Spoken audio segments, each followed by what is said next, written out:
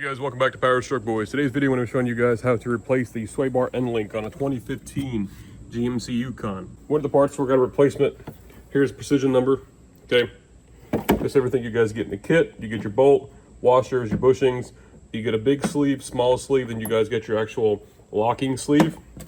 And here are the instructions. All right, you'll need a 14mm socket. I'm using a cordless ratchet. You can use a hand ratchet as well. I'm going to use some Loctite, and we're just going to simply install it just like the instructions. Okay, we have our new bushing. This is basically it assembled, and obviously we have to slide the sway bar up. That's why I have the wheels on the ramp here, so we can keep the sway bar nice and level across the board. All right, you guys, before we start, you need to go ahead and disconnect both ends of the sway bar so you can move it up.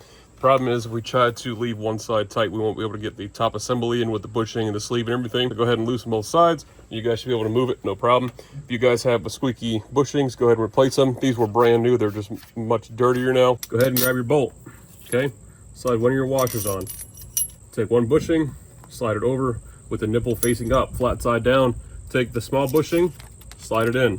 Then we go ahead and slide it through the lower part of the A-arm. Going to take another bushing, the nipple side down, flat side up, just like that. After we put a bushing, another washer on top of that.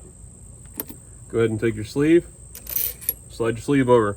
Take another bushing on top of our sleeve. Take another bushing, flat side down on top of the washer, nipple facing up. Going to bring the sway bar down. Again, remember, we had to loosen the other side, so what I have to do is off camera, I have to go back and line this side up, okay? You just put your bushing on, move the sway bar down, take your last bushing, nipple facing down, all right? You have your barrel nut, which will slide through the bushing on the top of the sway bar. Go ahead and start tightening it down by hand. And that is one sway bar end link assembled. Then obviously go ahead then and torque it to 20 foot-pounds. All right, you guys, a quick run in the parts store. Went ahead and got another one for this side just to make sure it matches on both ends, all right?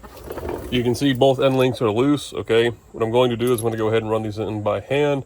Again, using some Loctite, then we'll come back in here, we'll torque them to 20 foot-pounds. Now your guys' vehicle shouldn't have so much body roll after replacing both of these new end links. Using my torque wrench here, I put a vice grip up at the top, as you guys can see. All right, you can see how squished these bushings are. They're supposed to be like that, okay? All right, went ahead and torqued the other side as well, 20 foot-pounds, and you guys can see the squishiness in the bottom is about the same. It's weird to torque these while sitting here spinning it, it wouldn't torque. And you have to hold the top with a pair of vice grips. Make sure you guys are spinning against each other so you get an accurate torque reading. And then we use blue Loctite, so these should not come out at all. And we are all done. Thank you for watching. If you guys liked the video, remember to leave a like. Please subscribe, click the notification bell. We'll see you guys in the next video.